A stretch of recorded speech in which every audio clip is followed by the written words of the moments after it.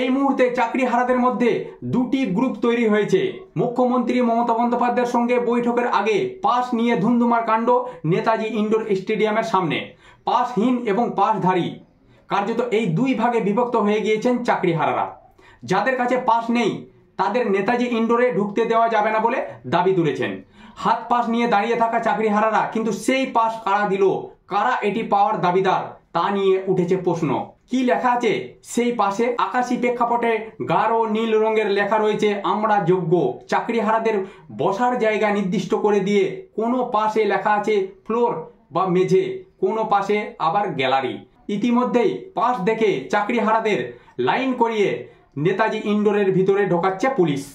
এই প্রসঙ্গে কলকাতা পুলিশের ডিসি সেন্ট্রাল ইন্দিরা মুখোপাধ্যায় বলেন, অনেক লোক চলে এসেছেন, আমরা অন্য গেট দিয়ে ঢোকানোর চেষ্টা করছি। পাস কারা দিয়েছে আমাকে সেটা দেখতে হবে, পাস দেখেই আমরা ঢোকাচ্ছি। যাদের কাছে পাস নেই তারা এর বৈধতা নিয়ে প্রশ্ন তুলেছেন। কবে কিভাবে এই পাস দেওয়া হলো তা নিয়েও প্রশ্ন তুলেছেন তারা। চাকরিহারাদের পাস বন্টনের ক্ষেত্রে সক্রিয় ভূমিকায় দেখা গিয়েছে যোগ্য শিক্ষক শিক্ষিকা অধিকার মঞ্চ নামক একটি সংগঠনের সদস্যদের। সংগঠনটির তরফে দাবি করা হয়েছে তাদের তরফ থেকে যারা আদালতে মামলা করেছিলেন তাদের নামের তালিকা রয়েছে। সংগঠনটির আরও দাবি সরকার তাদের এই পাস দিয়েছে, যদিও সরকারের তরফে আনুষ্ঠানিকভাবে এই বিষয়ে কিছুই জানানো হয়নি। সংগঠনটির আরও দাবি যোগ্য চাকরিহারা শিক্ষকের সংখ্যা 15,403 জন, তারা পাস পেয়েছে। প্রত্যেক চাকরিহারা যে পাস পাবেন না তা কার্যত স্বীকার করে নিয়েছেন ওই সংগঠনের এক সদস্য। তবে তাদের দাবি 12,000 জন যোগ্য শিক্ষক শিক্ষিকা অধিকার মঞ্চের তরফ থেকে আদালতের দ্বারস্থ হয়েছিলেন।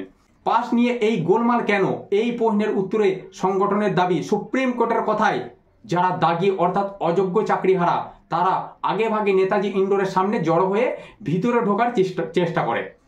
ওই সংগঠনের সদস্যদের আরও অভিযোগ অযোগ্যরা সোমবার ভোরে শহীদ মিনার চত্বরে তাদের কাছ থেকে পাস কেড়ে নেওয়ার চেষ্টা করেন। পাস নিতে গেলে কি করতে হবে তারও ব্যাখ্যা দিয়েছেন ওই সংগঠনের সদস্যরা।